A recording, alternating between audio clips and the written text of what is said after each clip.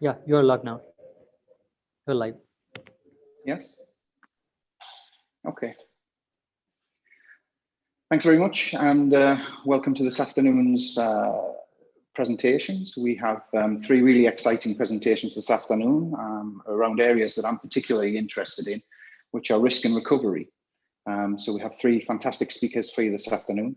The first is Professor Shah, who gained his medical degree in Khyber Medical College in Pakistan.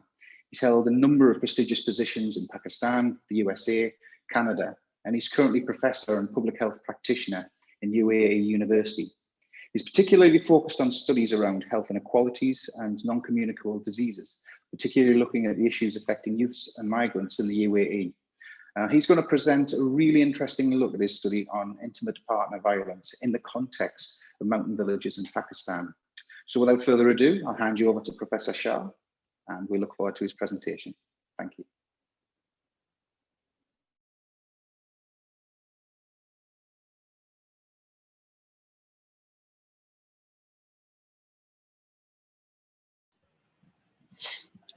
Good afternoon.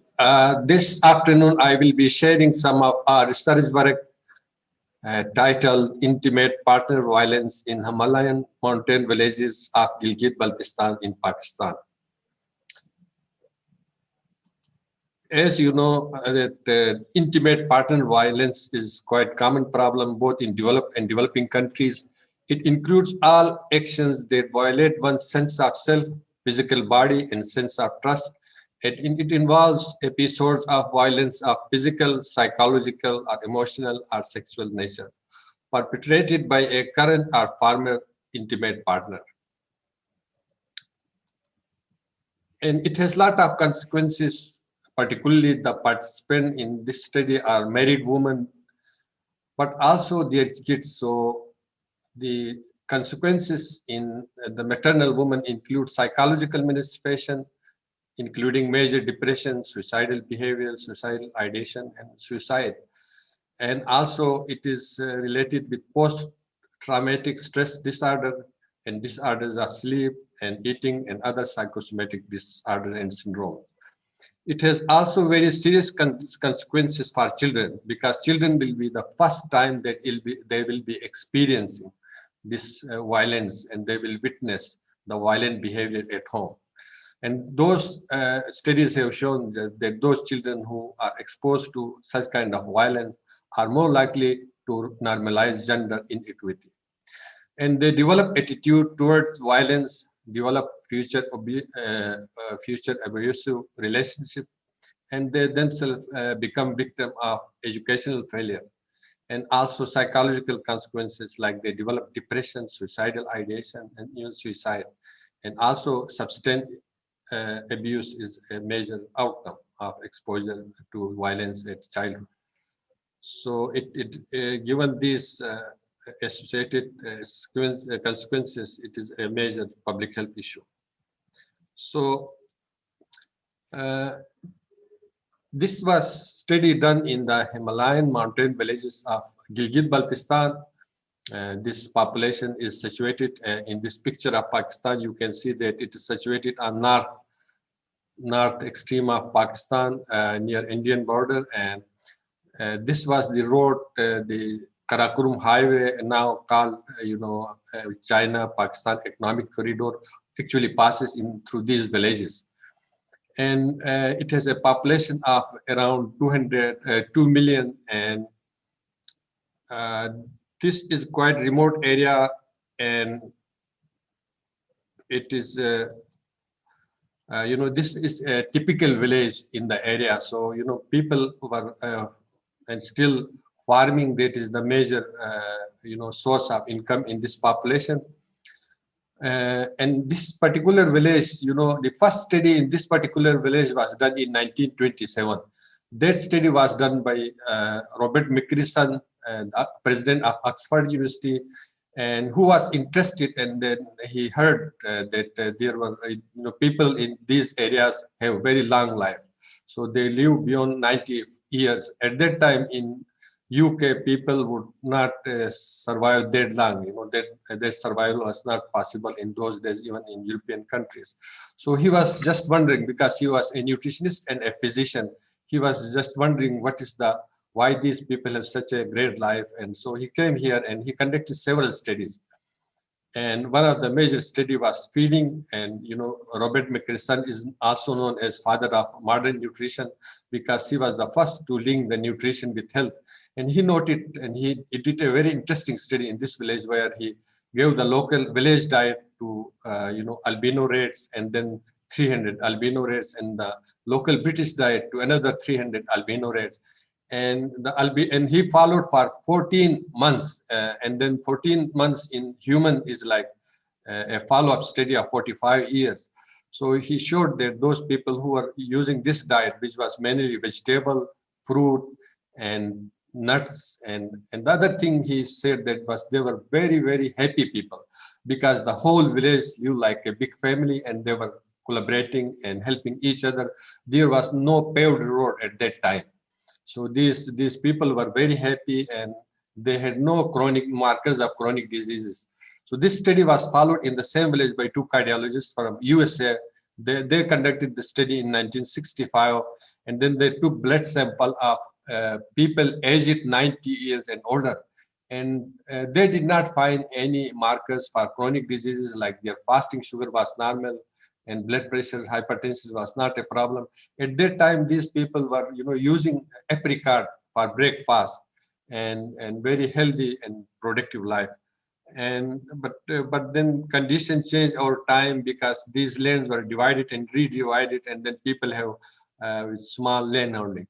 Nowadays, in these rural areas, chronic diseases like cigarette smoking and obesity and other conditions are emerging very rapidly, because these people are exposed to this lifestyle of modern life. And as the Karakoram highway passed through these villages, now they have more transportation facilities, and they do not walk like they were doing this previously. So there were few data available from this population about mental health issue, and suddenly for last 20 years, the suicide is emerging, particularly in youth population, age 12 to 24 years. So then I was very interested why it is happening, and then I conducted a number of studies, including depression in population and suicidal ideation, and I investigated suicide happening in these areas. But this study I am sharing with you is domestic violence, because it was important correlate in suicide of married women. So here we wanted to know, what is the problem of this thing, because this was kind of indigenous population, isolated population, until the construction of the highway between Pakistan and China in 1973.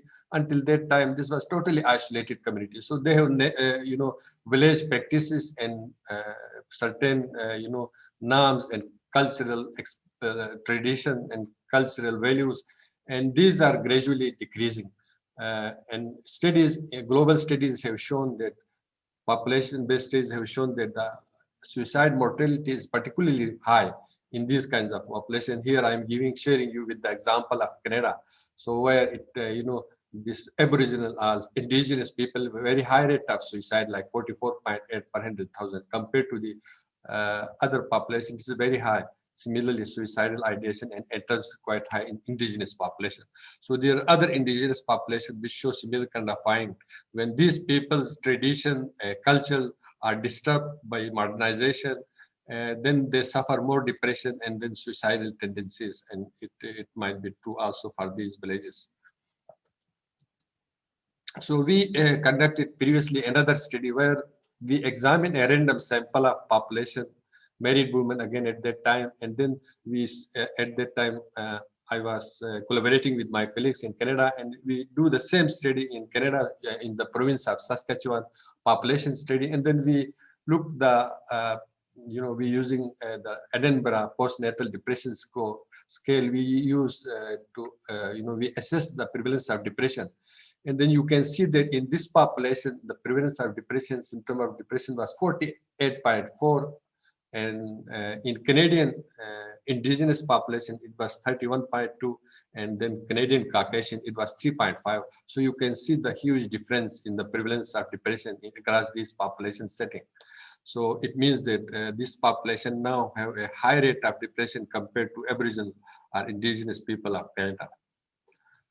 So our objective in this particular study was to determine the prevalence of intimate partner violence in married women aged 18 to 49 years in one of the districts. There are 10 districts, so we conducted this study in one of the districts, Gazette district, called in Gilgit-Baltistan. Now Gilgit-Baltistan has been, fifth new province of Pakistan. Recently, Prime Minister announced that this will be the fifth province of Pakistan because these people had no voting right. So we are expecting that they will also not only make a district, they will give the voting rights where they can have their representation in Senate and Assembly.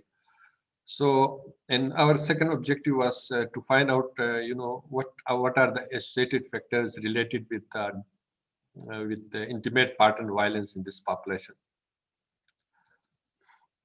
So we get ethics approval from UAE University because we were also conducting a NCD survey in these mountain villages. And so we got ethics approval here, and there was no ethical committee in the province. So we got informed consent, written informed consent from the participant. And it was a population-based cross-section study. So in this particular study, our target population was married women aged 18 to 49 years. And then we use sampling frame of list of household because there's very nice work going on through our Khan Health Service in partnership with government. And they have list of all the household in the villages of this district. So we use that list of household as sampling frame for our population. And then we randomly selected 1,000 households. In those households, there were 789 women who were eligible to participate in this study, which means that they were married, they were living with the mother-in-law, and some other inclusion criteria. And then we use the World Health Organization screening instrument. We adapt it according to local setting, and then we assess the woman's experience of physical or emotional violence. We did not ask for sexual violence because it is a very conservative society, and people may not be, it will be not appropriate for this study. So we just concentrate on the other two types of violence, which include physical violence and emotional violence in past 12 months. And then we use, Aga Khan University has developed a very good instrument using DSM-4 criteria, which, and then we use this instrument to assess the symptoms of depression. And we also use a Likert scale to assess the relationship with the mother-in-law. Mother-in-law has a major role in this population because she is the head. People usually, the husband works in down country, somewhere other, but the man in charge of the household is mother-in-law. So we assess the relation of with the mother-in-law as excellent, very good, good, poor, or very poor using a Likert scale. And similarly, we also assess their perception of life, how they feel about life, and then perception of their quality of life, how they feel about their quality of life. So because still large population, particularly older people, in young population, education is fast increasing. Like it is like very high in very young people, almost 97% under 30 years age, because of more schooling and education opportunities. But older people are still illiterate. So we use interviewer admission questionnaire, and we ask a number of other information, including household income, and if they are doing any paid job, and what was the education of participant, and what was the education of their husband, and what was the relation with the husband, because in these rural villages, a lot of people marry with their relatives. So we were wondering what kind of this situation there. And then we also asked lifestyle information like tobacco use, cigarette smoking in this population. And we then conducted statistical analysis. We examined the frequency of intimate partner violence across these different variables. And first we did a bivariate analysis to identify the unadjusted predictors of IPV, and then we used multivariate logistic regression to identify significant correlates of intimate partner violence in this population. And this is the scale we use, and then there are, you can see different responses to different questions, but overall it estimates the intimate partner violence, including physical violence and emotional violence. So we excluded the question related to sexual violence. So this was the overall prevalence. So you can see that the overall prevalence was 22 point high, 22.8, and then physical violence 9.5, and emotional violence 19.2. And this is quite high prevalence when you compare it with global figures. And then we also look at IPV in pregnant women, so those who were currently pregnant during our survey, and then we found that it was slightly lower overall, like 19.3%, and physical violence was much lower, 2.1. Emotional violence was lower, but still quite high, 15%. So you can see that in this traditional society, when the woman is pregnant, so the husband is more conscious. So it appears that they are not doing particularly any physical violence when the woman is pregnant. It is very low rate, 2.1. And here we are looking at the prevalence by age, so 18 to 34, 35 to 44, and greater than 45 years. And then you can see that the prevalence increases with age. As older, there's more violence. And then we look at the prevalence by education of the participants. So we can see that it is less prevalent as to 25% when they have no formal schooling, 18.9% up to secondary, and 15.2 if they have college or higher. We also look at the relation between the husband's education. And here you can see, very statistically significant difference. Those who have no formal education compared to who have secondary education, and it is 2 times lower, those who have college or higher education. So it was very significantly correlated with the intimate partner violence. Then we also look with the family income, and then you can see that those who were reported their income. So we asked the monthly income of the household, and then we created tertiles, 3 tertiles, lowest tertile, middle, and the highest tertile. So those women who were living in household where the monthly income was falling in the highest quartile, they were reporting less violence. So which is 14.7 compared to their counterpart which are living in household with the lowest were 27.9. So this was again a statistically different, socioeconomic status is related with intimate partner violence.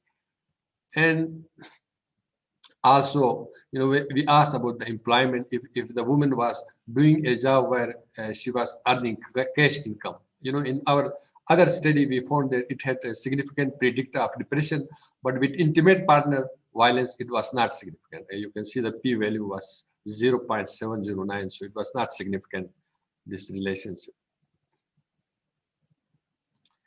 And then, number of children, as the number of children increases, the violence increases, but it was not statistically significant.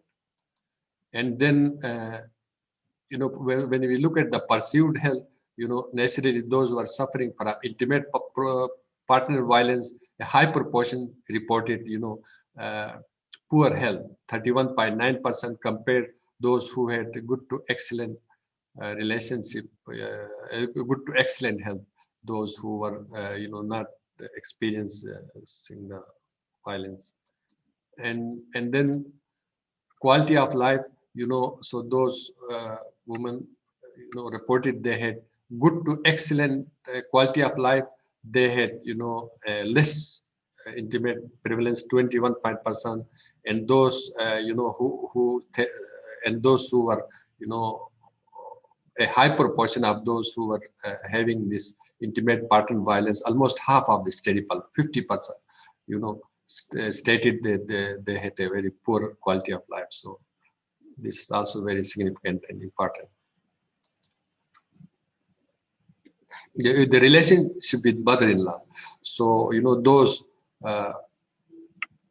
with the poor to very poor relationship with mother-in-law had very high prevalence of intimate partners, 28.6 compared to those who had good to excellent relationship, because the mother-in-law, kind of modifies the effect between these two situations, because there is more respect, in the village tradition for the mother, and husband will, even the woman will be right, but he does not accept that any poor relation with the mother-in-law. So we have to work with the mother-in-law to improve the situation, because this is a huge problem there. When we look at the prevalence of symptoms of depression, you can see almost 2 times high prevalence those who are suffering from intimate partner violence. So it is significant correlation with depression. When we look at, we conducted logistic regression, and so these emerge in this population as important and significant independent predictors of intimate, intimate partner violence, which include age, and as the age increases, here we use age as a continuous variable, and it emerges as a significant. So as by each year increase in age, there is more violence, significant violence. Then education of husband, was very significant. Again, you can see 40% less likely to experience depression compared to their fellow woman, compared to the fellow woman whose husband had lower education. So you can see it was very protective. And then family income, again, very protective. 44% less likely to have intimate partner violence if they are falling in the high strata as compared to the lowest strata.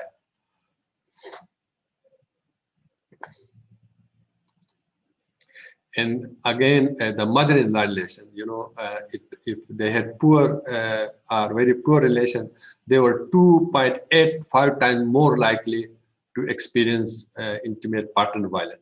And similarly, quality of life, so if 2.74 times more likely to report poor or very poor quality life compared to those who had good to excellent.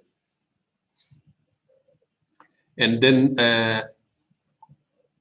so these were major, independent factors associated. So IPV is a substantial public health problem in these Himalayan mountain villages, and husband having a college or high level of education and high income are protective for intimate partner violence, and there was a positive relation between poor relation with mother-in-law and having intimate partner violence.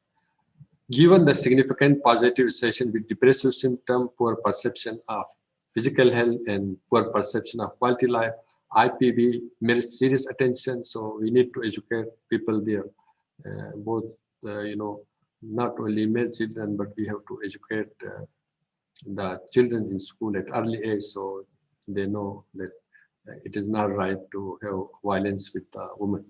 So thank you very much for your attention. So if you have any question, you are most welcome to ask. Thank you very much.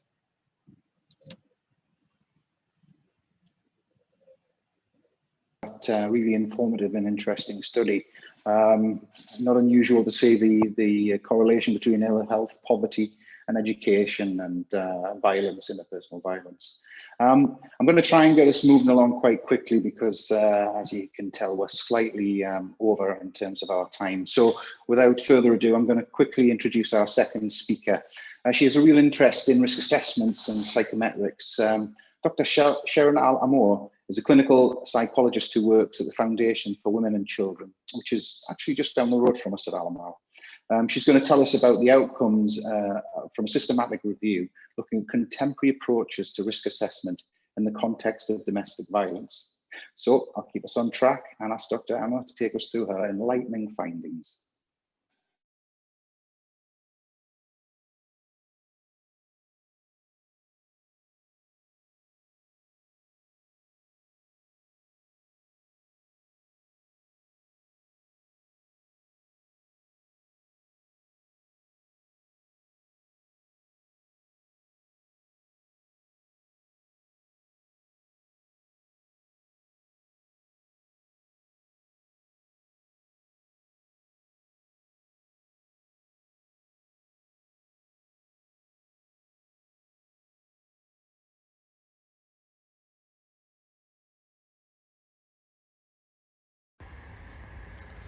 So welcome everyone from around the world. My name is Shireen Alimur, I'm a holder of PhD in clinical psychology. I've been working primarily with abused women and abusive partners for the past few years. I'm working currently in Dubai Foundation for Women and Children as a psychometric test specialist. I'll do a little bit further introduction of the foundation in just a moment. This webinar I'm conducting today will be about risk assessment in the context of domestic violence with consideration for better intervention programs during COVID-19. At first, I would like to take a few moments to talk about Dubai Foundation for Women and Children. The foundation was established in 2007 to offer immediate protection and support services for women and children in UAE against domestic violence, child abuse, and human trafficking. It's the first non-profit shelter in UAE that runs specifically for the care of women and children. So from our topic, what is risk assessment?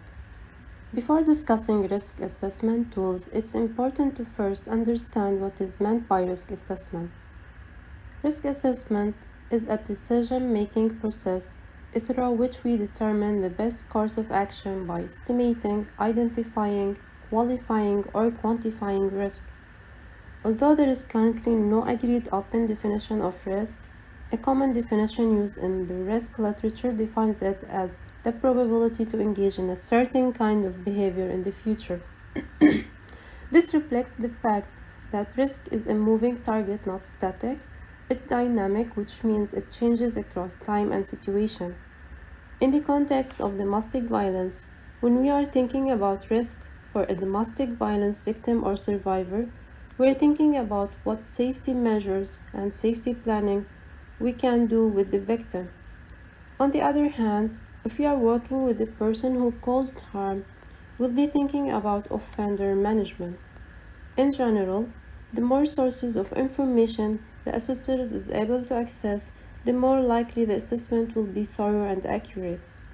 The information is then used to prevent an adverse event from occurring or to reduce its likelihood or the potential harm. So, what is the need for violence risk assessment in the context of domestic violence? Given the dire consequences associated with domestic violence, it's perhaps not surprising that mental health professionals often express disbelief and frustration when victims of domestic violence remain with or choose to return to their abusers. Regardless of whether a woman decides to stay with an abusive partner or to end an abusive relationship, mental health professionals often have the responsibility of attempting to determine the level of risk posed by the abuser and put into appropriate intervention options. One effective strategy of enhancing safety and improving services delivered to victims and perpetrators of domestic violence is to perform violence risk assessment. Domestic violence risk assessment can be used to determine the likelihood of abuse, the form and severity that future abuse might take. Risk assessment with domestic violence perpetrators represent a means of informing safety planning, intervention, and treatment decision making. The majority of risk assessment tools were originally developed by forensic mental health professionals to be used in forensic mental health settings. Domestic violence risk assessment tools were generally based on a number of different psychological and psychosocial risk factors that are believed to be associated with recidivism. These risk factors are established through a number of mechanisms, such as empirical research conducted with specific population or based on theory and literature reviews. The majority of risk factors tools used in domestic violence settings contain two types of risk factors: static and dynamic. Static risk factors are risk factors that are fixed and unchangeable, such as demographic factors including age and gender, childhood history, and criminal history. On the other hand, dynamic risk factors fluctuate over time and reflect internal states or temporary circumstances of individuals, such as unemployment, substance abuse, family problems, and antisocial personality. Dynamic risk factors are factors that can change, and these changes may be associated with changes in risk levels. Examples of static dynamic risk factors for general violent recidivism include a history of criminal involvement, substance abuse, young age of the offender, and low socioeconomic status. Moving to our next slide. Approaches to violence risk assessment. Risk assessment in case of domestic violence generally fall into one of three main models or approaches: the unstructured clinical judgment, the structured clinical judgment, and the actuarial approach. There are also other approaches to assessing risk of domestic violence, including victim ratings of risk and the use of risk scales that are designed for assessing the risk of general or violent offending. The unstructured clinical approach is the most commonly used method of risk assessment. In this approach, the professional collects information and renders a risk assessment based on his or her own subjective judgment. The professional doesn't follow any guidelines, and the final decisions are justified based on his or her experience and expertise. One strength of this approach is that it allows the professional to consider the offender's specific behaviors and circumstances in the development of specific violence prevention strategies. There are, however, a number of limitations to the unstructured clinical approach. Some have argued that this approach lacks accountability, validity, and relies too heavily on personal decisions. The second type of a clinical approach is the structured clinical judgment, which has also been referred to as structured professional judgment and the guided clinical approach. In the structured clinical judgment approach, assessors follow a set of guidelines that include specific risk factors that should be considered, both static and dynamic. These risk factors are determined based on theoretical and general empirical support. The primary goal of the structured clinical judgment approach is violence prevention. Number 3 is the actuarial method, which is based on the use of predictive or risk factors from specific empirical research. These risk factors are assigned as a numerical value, and a total score is generated through n. The total score is then used to estimate the probability that the individual will reoffend within a specific time period. The actuarial approach has been shown to have a better predictive ability than the unstructured clinical approach. There are a number of general strengths and limitations of domestic violence risk assessment tools. In terms of strength, risk assessment tools can provide a common language that can be used among many professionals involved in cases of domestic violence. Additionally, domestic violence risk assessment tools help ensure that services are allocated to those who need them most, and that these services are tailored to the needs and situation of the offender and victim. Risk assessment tools also allow for a more accurate method of assessing danger compared to relying solely on professional judgment. Finally, the documentation involved in conducting risk assessment allows for transparency and accountability on the part of decision makers. There are, however, several limitations of domestic violence risk assessment tools. First, there are no professional standards for the minimal qualification of those conducting the assessment. Therefore, some professionals who conduct assessment may be doing so without proper qualification, training, or guidance on conducting accurate assessments. Also, the lack of empirical research has led to difficulty in determining if one type of tool is more accurate than another. In conclusion, domestic violence risk assessment tools serve many purposes. They are used in a number of different capacities and settings. They are also used by a range of professionals, including law enforcement personnel, psychologists, and victim service providers. The benefits of domestic violence risk assessment tools are many, but they also come with a number of limitations. Due to limited research, it's not known which approach or tool is the most accurate in predicting domestic violence risk. As such, more research is needed in the area of domestic violence risk assessment to determine which tool is the most accurate. There are a number of factors that the assessor must consider when choosing a tool or an approach, including their own role, the population they are assessing, and the purpose of the assessment.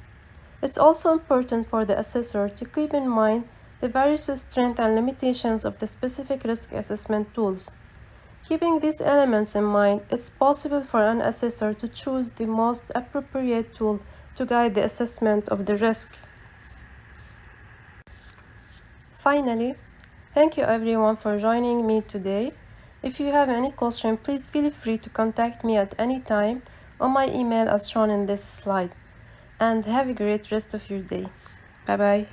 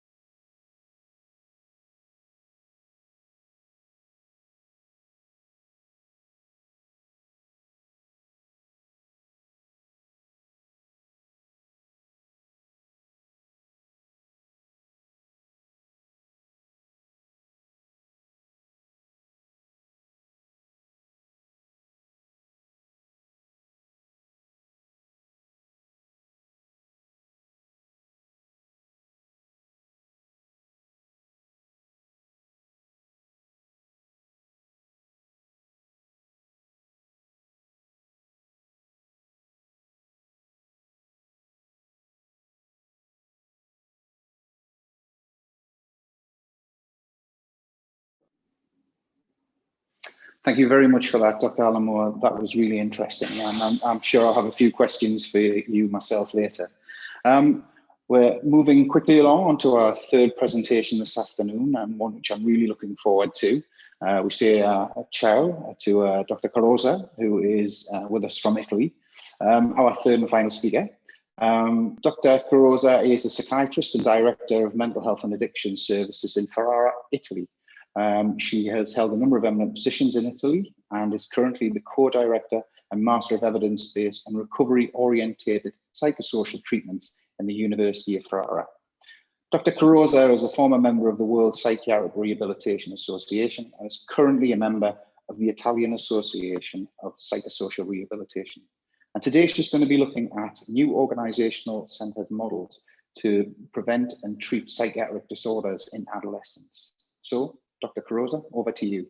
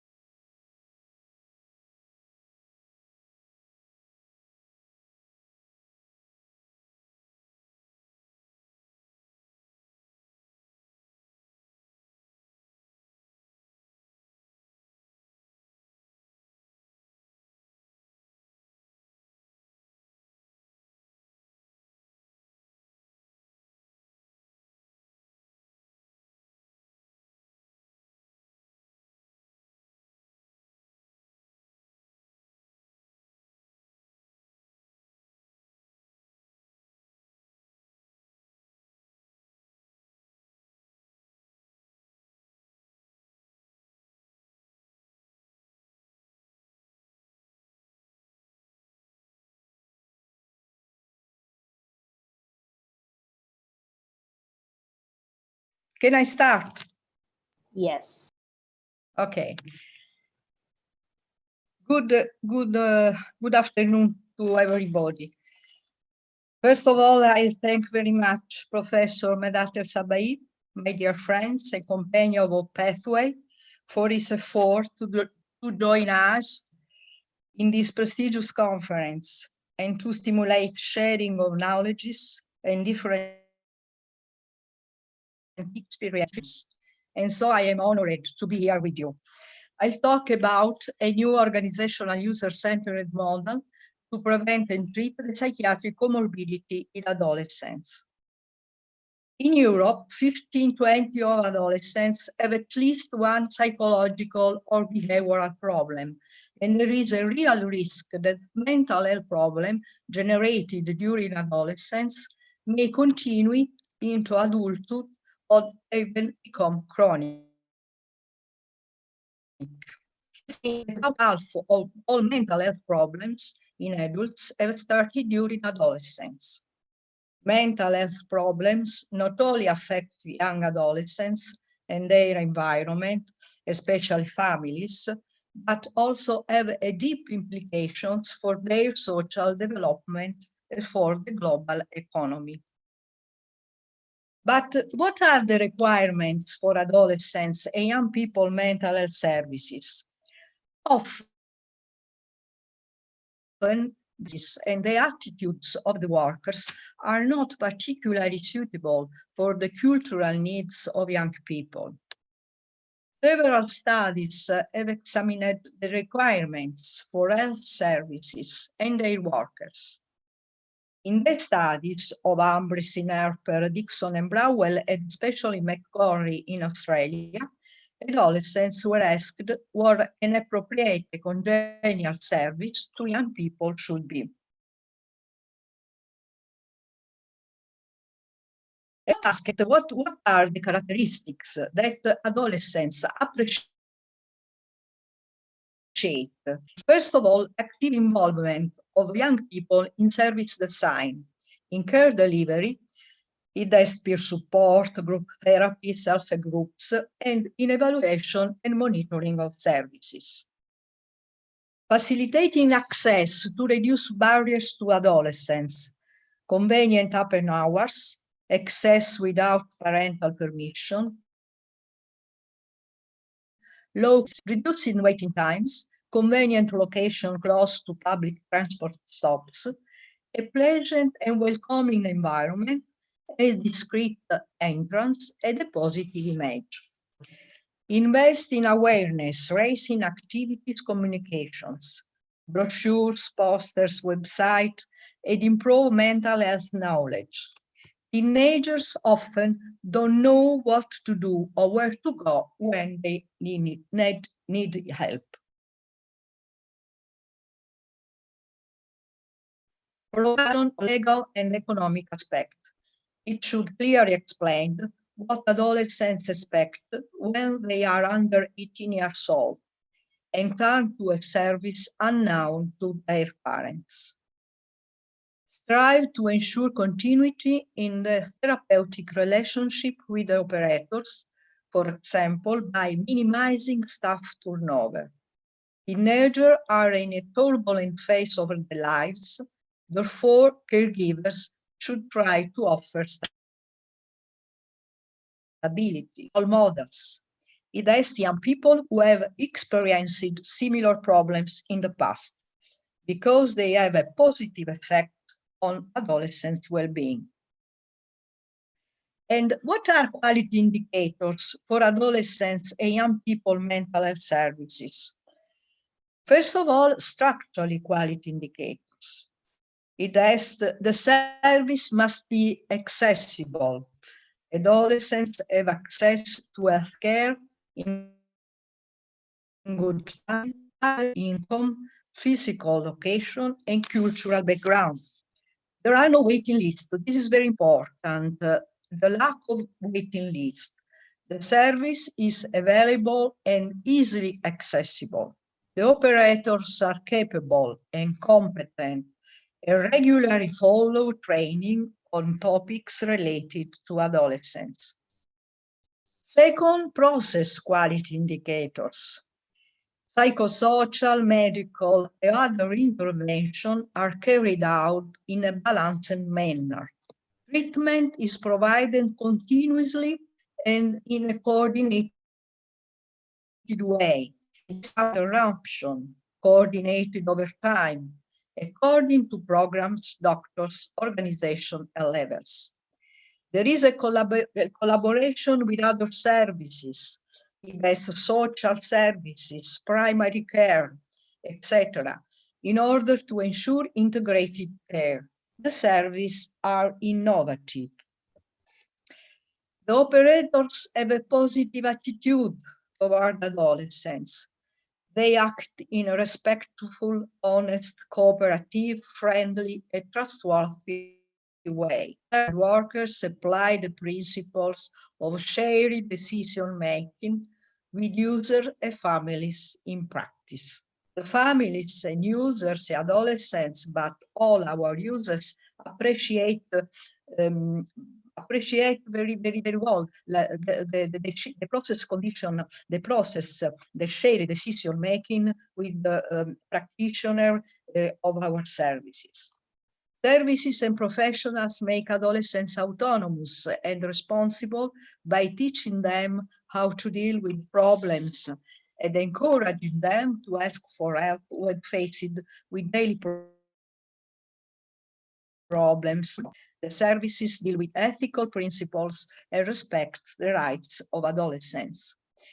And finally, there are outcome quality indicators.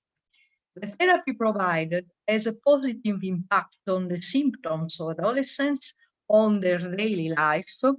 It has the days at school, returning home before midnight, fighting behaviors, addicted behaviors, and on their quality of life. The positive effects are maintaining in the long term, after 1 year at least,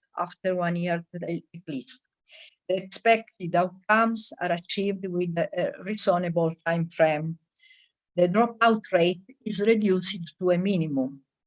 The workers are satisfied with their work. The staff turnover rate is low.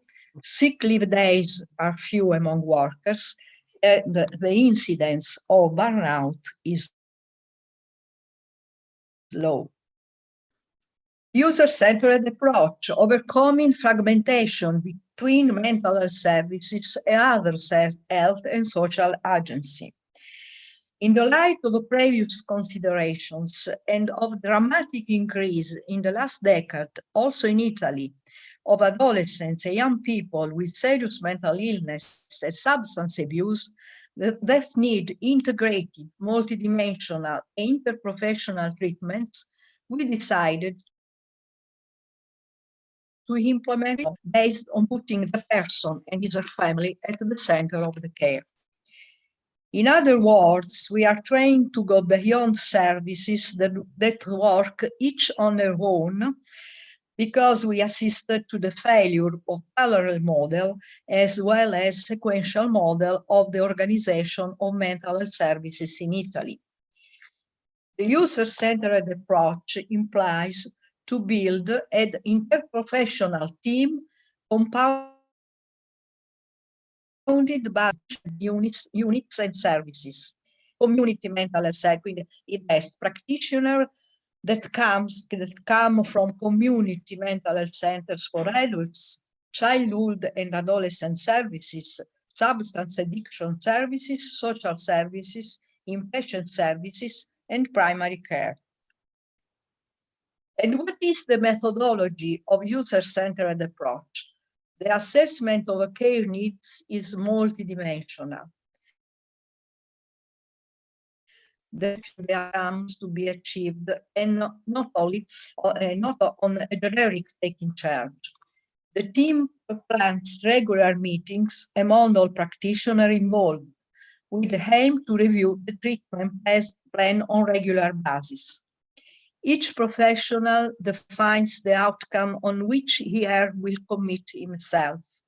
Each professional defines the treatment he/her will offer to achieve the outcome, and the whole team is accountable for the care, while each professional is responsible for his or her own specific intervention. In summary, the person-oriented model put the adolescents and his family, the system, the adolescents and its family, at the center of the social and healthcare network in a comprehensive, global, ecological, and biopsychosocial perspective. It gives emphasis on integrated treatment. And what are the characteristics of the integrated treatment? Must be multidisciplinary. It is based on different competencies. Must be integrated, pharmacological and psychosocial treatments delivered together. Must be flexible.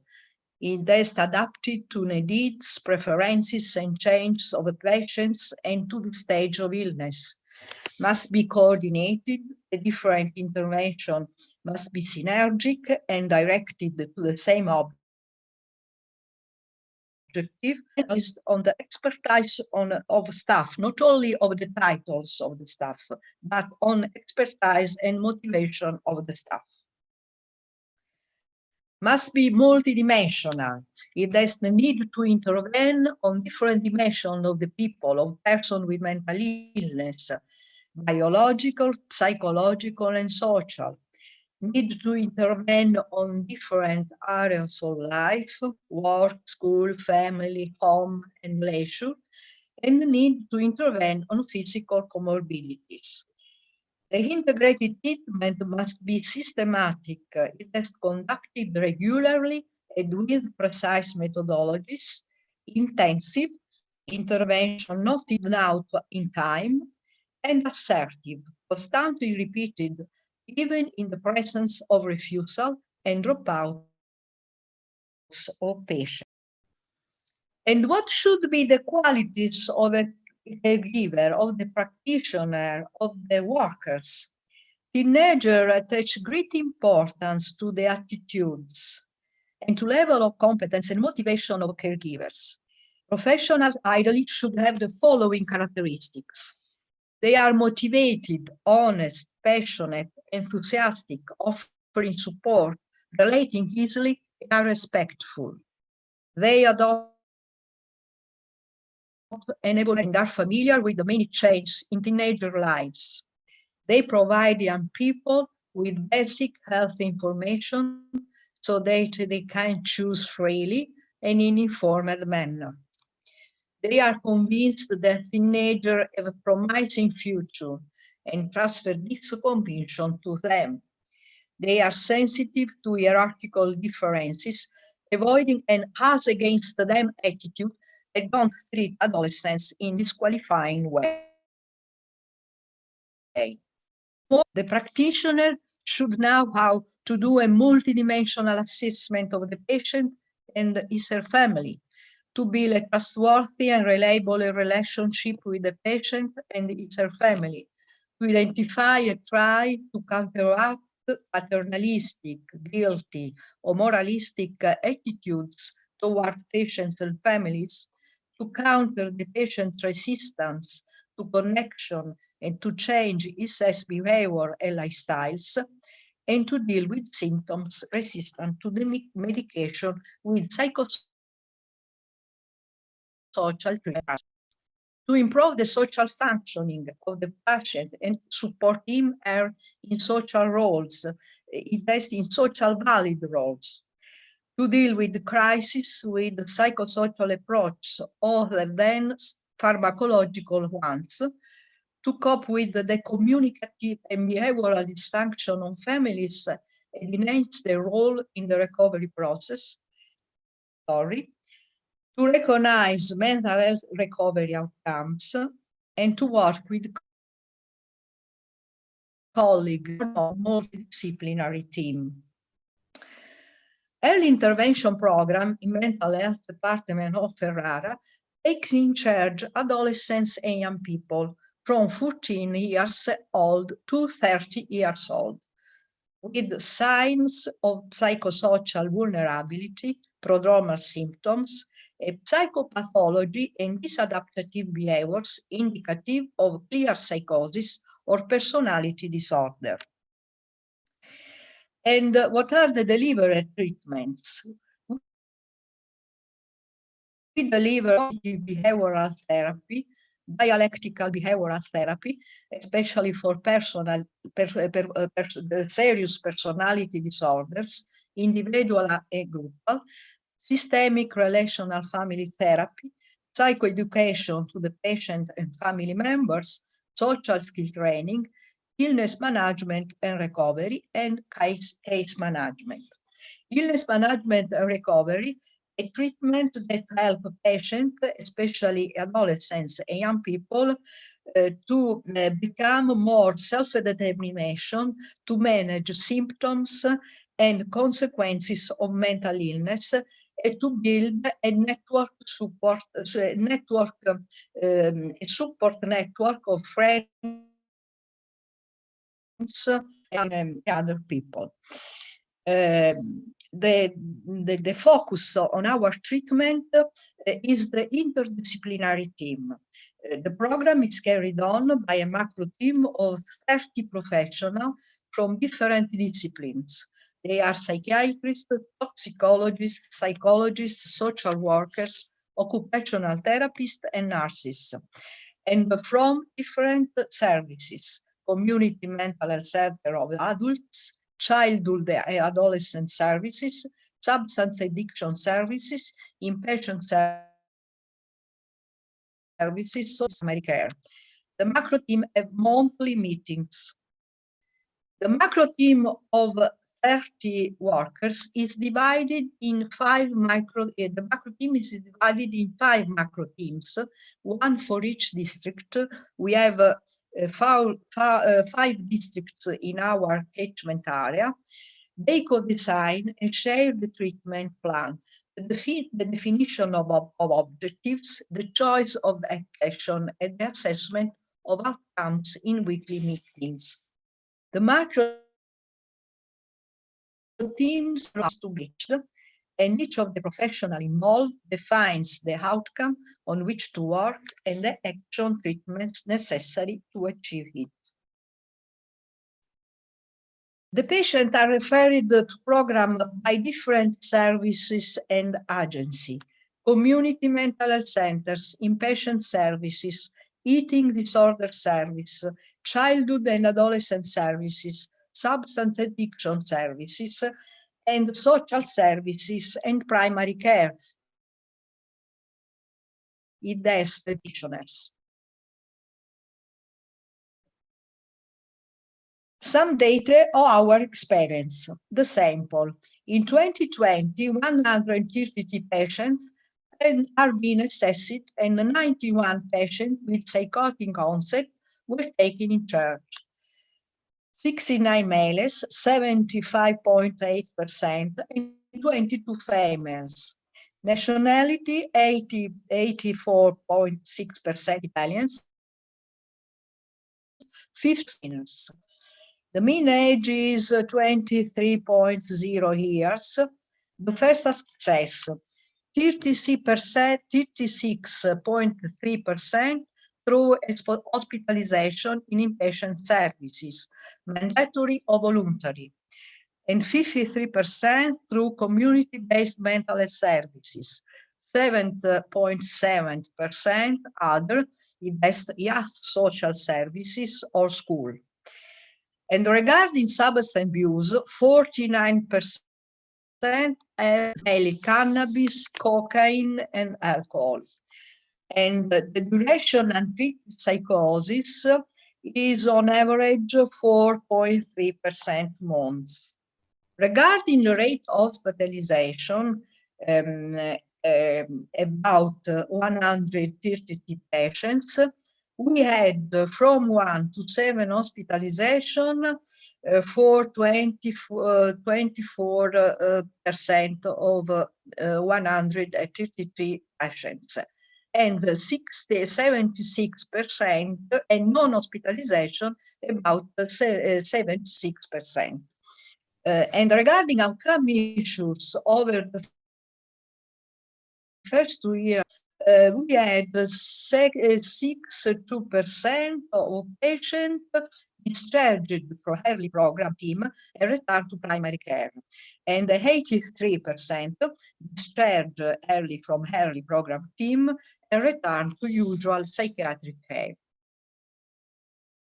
Regarding outcomes at a glance, lower re-hospitalization rate, improvement on symptoms, improvement of pharmacological compliance and of therapeutic alliance, improvement of emotional self-regulation and of self-awareness, reduction of social isolation, resumption of study and work, reduction suspension use, search for working autonomy, or adherence to individual placement support path. Conclusion. Efficacy of multidimensional intervention phase-specific for patient at onset has been confirmed, and then confirmation of the date of literature. Importance of earliness. Need to increase this awareness among all behavioral services, primary care and social services. Reducing vulnerability. Continue the treatment up to 5 years if necessary. And frequent comorbidity, promote integration between all the agencies involved. But there are also implementation barriers. Italian clinicians and practitioners aren't used to work in team. This is a criticality of our people, to peer supervision and to workplace continuous training. Most of us have been learning to work in isolated and fragmented way for years. So sometimes new way to approach the complexity breeds strong resistance to change, especially among those who have been used to intervene on symptoms only and not to the whole person, and have been used to work in an isolated way. And then there are also weaknesses of the model. I am frank, I am honest, difficult to respond quickly to emergency urgency situation in the 14-30 age range, difficult in assuring to all patients in the same intensity of integrated treatment due to the constraint of human resources, difficult to spread the model and to standardize the approach in the whole catchment area of Ferrara. And finally, the developing of a sense of belonging to the team is not easy, as all team members have a double dependency, both responsible of outline unit and program, trying to be not very proactive. And there are areas of improvement, of continuity, quality improvement.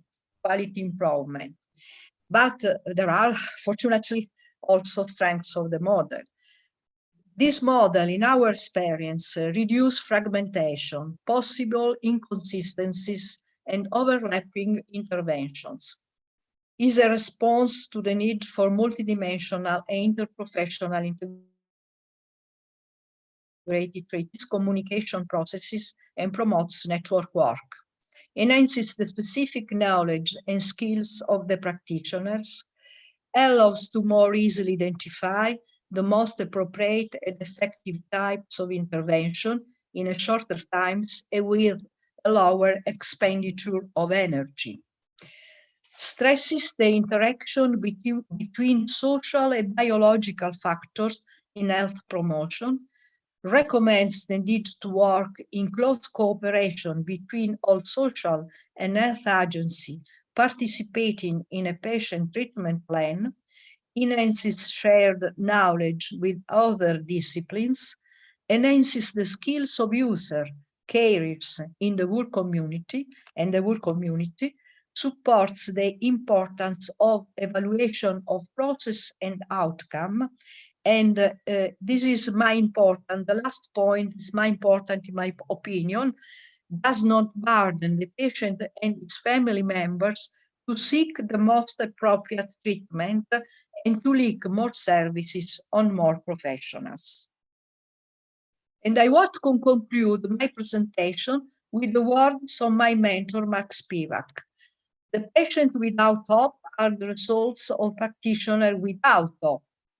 As well, the abandoned patients are the results of practitioners left alone and without efficacious tools of intervention to cope with mental illness. Thank you so much.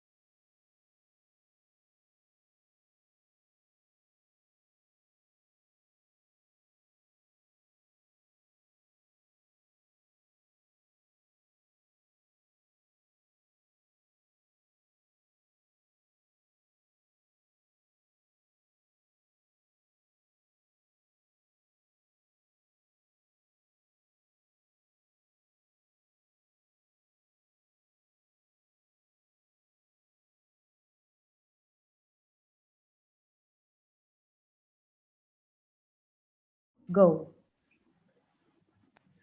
Thank you very much to our contributors this afternoon. It's been a really informative presentations, and I'm sure it's stimulated quite a lot of thinking and certainly a few questions. The first question that I've got has come in, Dr. Shah, Professor Shah, sorry. This is from Sue Partridge, one of our clinicians in Abu Dhabi.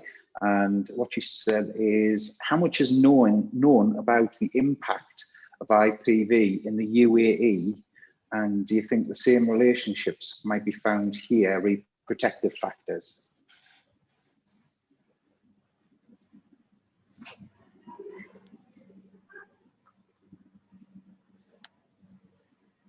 Can you hear me, Professor Shah? Okay, it is, you know, I am hearing two noises, so it is very disturbing. Okay, shall I repeat the question? Yes, please.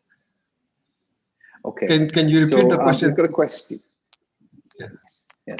How much is known about the impact of IPV in the UAE, and do you think the same relationship might be found here regarding protective factors?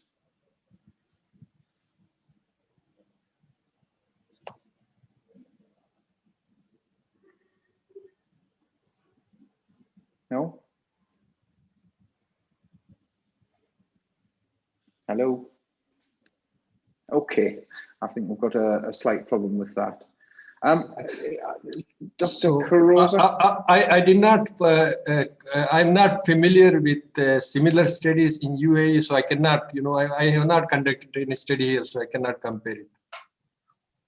Okay. Are there any of your findings which may be, you know, applicable universally, or, you know, something that you will maybe able to take from your, you know, your research, which may be able to be applied in other areas?